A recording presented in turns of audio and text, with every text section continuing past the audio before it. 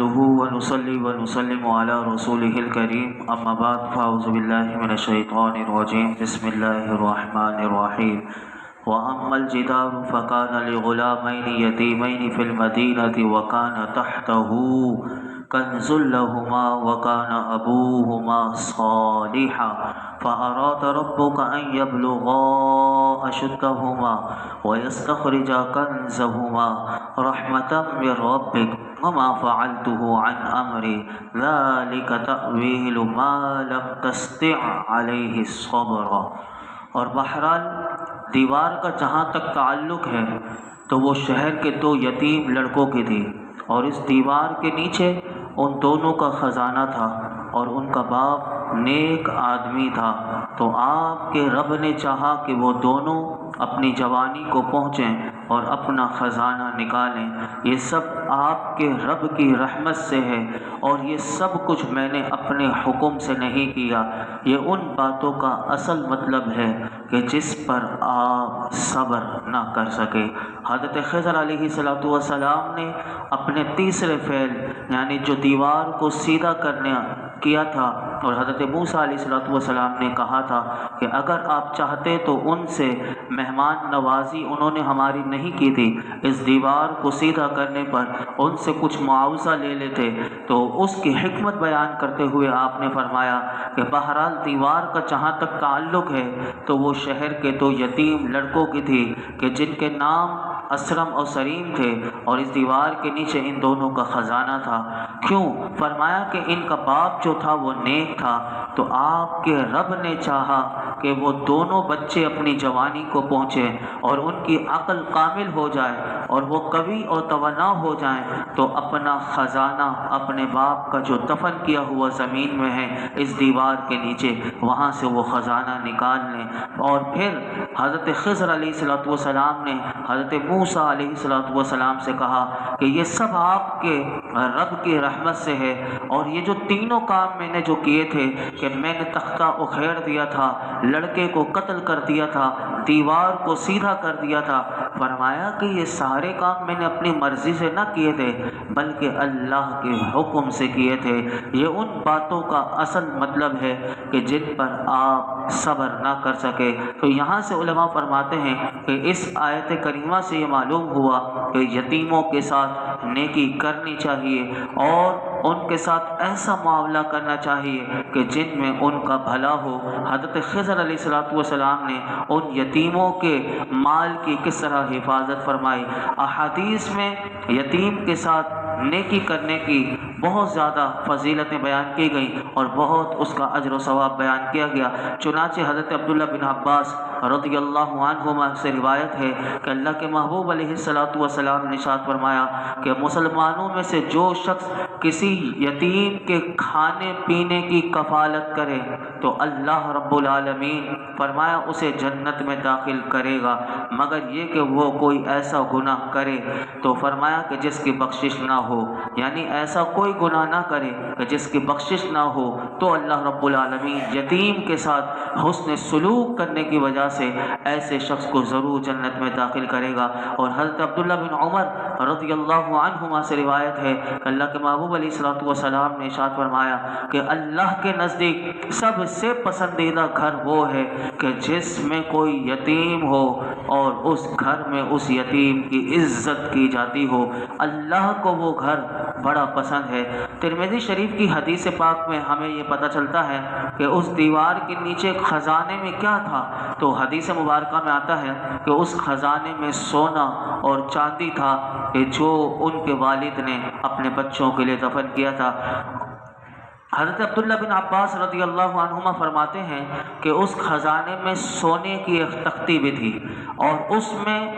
ایک طرف یہ باتیں لکھی ہوئی تھی، سنیے وہ باتیں بڑی قابل غور ہیں، کتنی سنہری باتیں لکھی ہوئی تھیں اس سونے کی تختی میں۔ حضرت عبداللہ بن عباس فرماتے ہیں کہ جو خزانہ تھا اس میں ایک تختی بھی تھی، سنیے کیا لکھا تھا۔ فرماتے ہیں اس شخص کا عجیب حال ہے، اس شخص کا حال عجیب ہے کہ جسے موت کا یقین ہو۔ اسے ہم سب اپنے اوپر لے کر سنیں کہ یہ ہم بھی عجیب اپنی زندگی جس طرح گزار رہے ہیں، اس روایت کو سنی اور اس میں ہم اپنے آپ کو دیکھیں۔ فرمایا کہ اس شخص کا حال عجیب ہے کہ جسے موت کا یقین ہو، اپنی قلیل اور مختصر سی زندگی پر خوشی کس طرح ہوتی ہے۔ فرمایا اس شخص کا حال عجیب ہے کہ جو قضا اور قدر کا یقین رکھتا ہو، اس کو نعمت چھن جانے اور مصیبت آنے پر غصہ کیوں آتا ہے، کیسے آتا ہے۔ اسے پتہ ہے کہ مصیبت آ سکتی ہے، اسے پتہ ہے کہ نعمت چھن بھی جا سکتی ہے، لیکن اسے ان باتوں پر غصہ کیوں آتا ہے۔ فرمایا اس میں یہ بھی لکھا ہوا تھا کہ اس شخص کا حال عجیب ہے کہ جسے رزق کا یقین ہو، کیونکہ اللہ رب العالمین نے وعدہ فرمایا ہر ایک کو رزق دے گا۔ فرمایا جسے رزق کا یقین ہو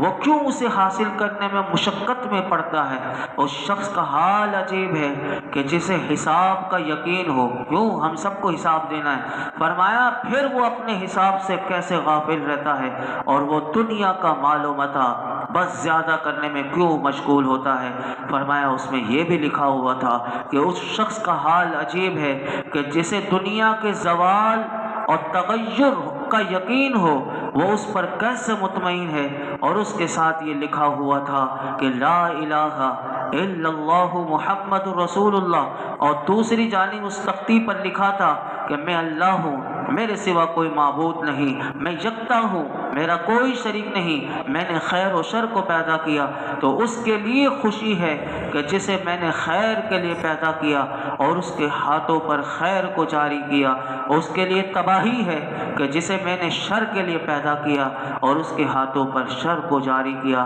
ہم اللہ کی بارگاہ میں دعا کرتے ہیں اللہ ہمیں خیر والے کام ہمارے ہاتھوں سے جاری فرمائے اور ہماری ذات سے لوگوں کو خیر ہی ملے، ہماری ذات سے شر نہ ملے۔ یاد رکھیے کہ وہ جو قرآن کہتا ہے کہ ان کا والد نیک تھا، تو مفسرین کہتے ہیں کہ اس کے والد کا نام کاشح تھا اور یہ انتہائی پرہیزگار تھا۔ اور علماء یہ بھی فرماتے ہیں یہ جو بچوں کا خزانہ تھا یہ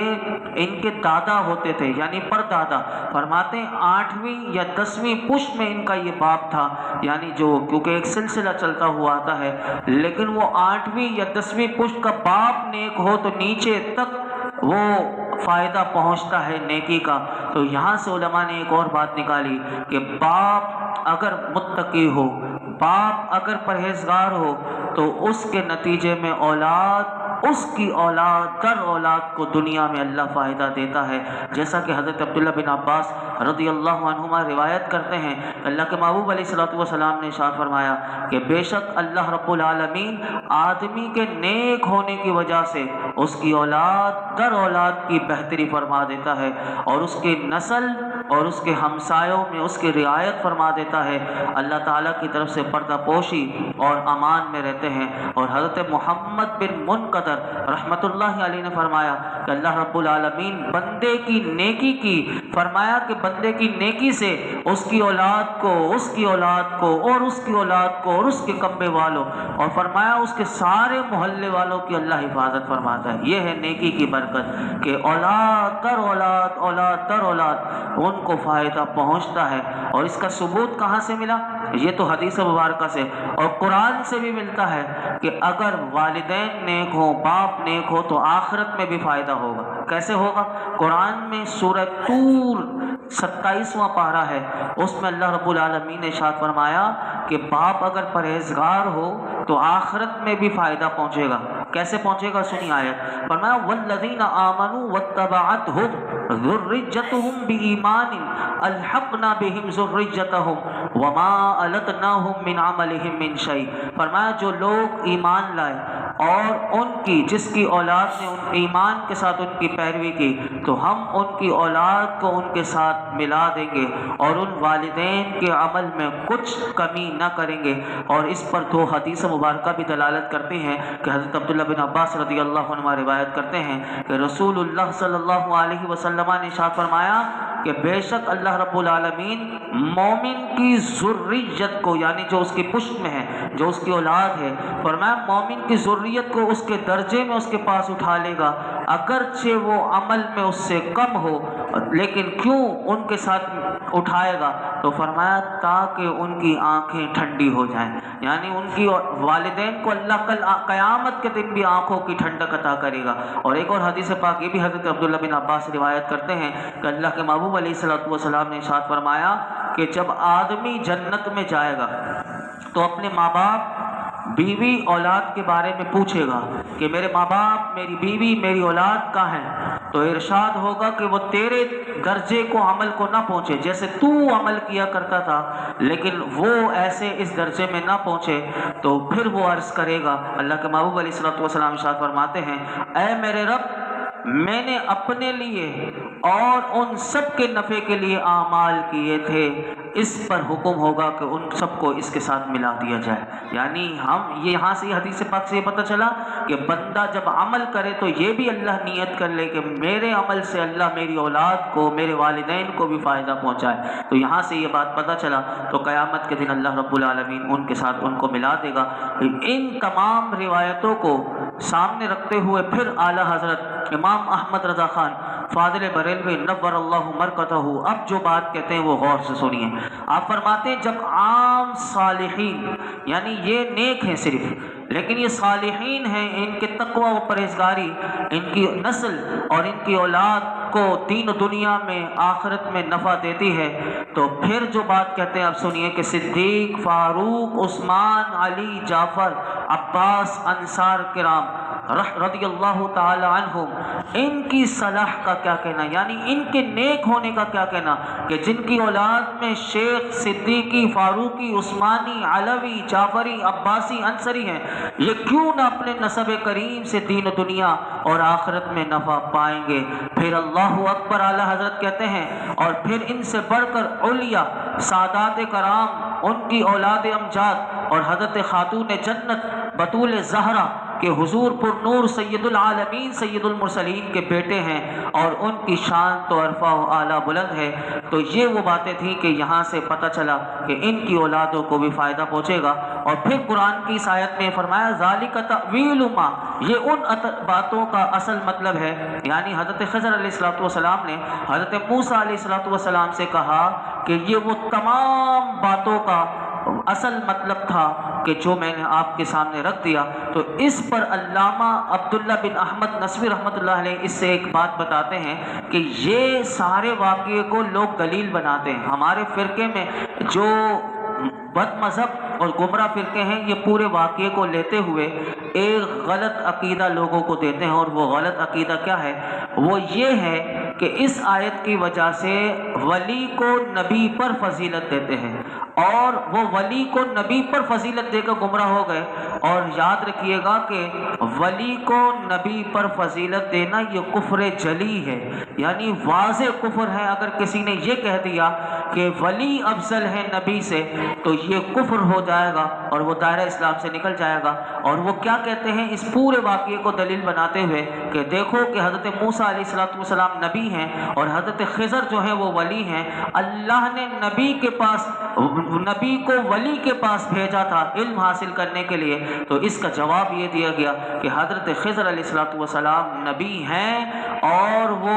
زندہ ہیں۔ اگر ایسا نہ ہو جیسا کہ بعض گمان ہے تو پھر اس کا دوسرا جواب علماء نے یہ دیا کہ حضرت موسیٰ علیہ السلام کی آزمائش تھی اللہ کی طرف سے، اور ان کا جانا یہ اللہ کی طرف سے ان کے لیے حکم تھا، اس وجہ سے گئے تھے۔ کوئی اس کو دلیل بنا کر یہ نہ کہے کہ مولا علی یعنی حضرت علی جو ہیں وہ جیسے آج بعض لوگ وہ نبی سے بھی بڑھا کر ان کو پیش کرتے ہیں، تو یہ بہت بڑا کفر ہے۔ ایسے لوگوں سے ہمیں بچنا چاہیے۔ لیکن یاد رکھیے گا کہ یہاں سے یہ بات پتہ چلی کہ جمہور علماء اور صالحین یہ کہتے ہیں کہ حضرت خضر علیہ السلام زندہ ہیں، اور یہ نہیں بلکہ دو نبی زندہ ہیں، حضرت خضر اور حضرت الیاس، یہ دونوں زندہ ہیں، اور یہ ہر سال حج کرنے کے لیے وہاں پر آتے ہیں عرفات کے میدان میں۔ یہ دونوں ہستیاں ہر سال حج میں آتی ہیں۔ اور یہ بھی یاد رکھیے گا کہ حضرت خضر علیہ السلام کے بارے میں یہ بھی روایت ہے کہ آپ نے چشمہ حیات میں غسل کیا تھا اور اس کا پانی پی لیا تھا۔ اور اعلیٰ حضرت اس بات پر یہ کہتے ہیں 4 نبی زندہ ہیں۔ یوں تو ہر نبی زندہ ہے، ہمارا عقیدہ یہ ہے، اور یہ اس کا ثبوت حدیث پاک میں ہے کہ ان اللہ حرم علی الارض ان تأکل اجساد الانبیاء فنبی اللہ حی یرزق، کہ بے شک اللہ نے حرام کیا ہے زمین پر کہ انبیاء علیہم السلام کے جسموں کو خراب کرے، تو حضور خود فرماتے ہیں سارے نبی اللہ کے زندہ ہیں اور وہ روزی بھی دیے جاتے ہیں۔ تو یہاں سے اعلی حضرت کہتے ہیں انبیاء پر ایک لمحے کے لیے، ایک آن کو محض تصدیق وعدہ الہیہ کے موت پر حق ہے، تو فرمایا ان پر موت طاری ہوتی ہے، لیکن جیسے موت طاری ہوتی ہے ویسے ہی پھر ان کو اللہ رب العالمین دوبارہ حیات حقیقی حصی دنیاوی یہ اللہ رب العالمین اپنے تمام نبیوں کو عطا کر دیتا ہے۔ خیر پھر اعلی حضرت کہتے ہیں 4 نبی زندہ ہیں، ویسے تو ہر نبی وہ ہمیں پتہ ہونے چاہیے 2 آسمانوں میں ہیں اور 2 زمین پر ہیں۔ 2 آسمانوں میں جو ہیں تو وہ حضرت ادریس اور حضرت عیسیٰ علیہم السلام، یہ دونوں آسمانوں پر اٹھا لیے گئے، دونوں زندہ، اور زمین پر جو 2 زندہ ہیں وہ حضرت خضر اور حضرت الیاس علیہم السلام ہیں۔ یہ وہ باتوں کا پورا خلاصہ تھا۔ کل جو انشاءاللہ ہمارا اب ایک اور واقعہ قرآن میں کہ جو یہودیوں نے حضور کے پاس بھیجا تھا اور جس پر اللہ رب العالمین نے سورہ کہف کو نازل کیا تھا، وہ تیسرا واقعہ جو ہے وہ حضرت ذوالقرنین کا ہے کہ یہ کون تھے، اور ان کا پورا اللہ نے تفصیل سے سورہ کہف میں بیان کیا، اور پھر سورہ کہف کا اختتام ہوگا اور اس کے بعد سورہ مریم شروع ہوگی۔ اللہ رب العالمین ہم سب کو قرآن حکیم کا فیضان عطا فرمائے۔ الحمدللہ رب العالمین والصلاة والسلام علی سید الانبیاء والمرسلین وعلی آلہ واصحابہ اجمعین۔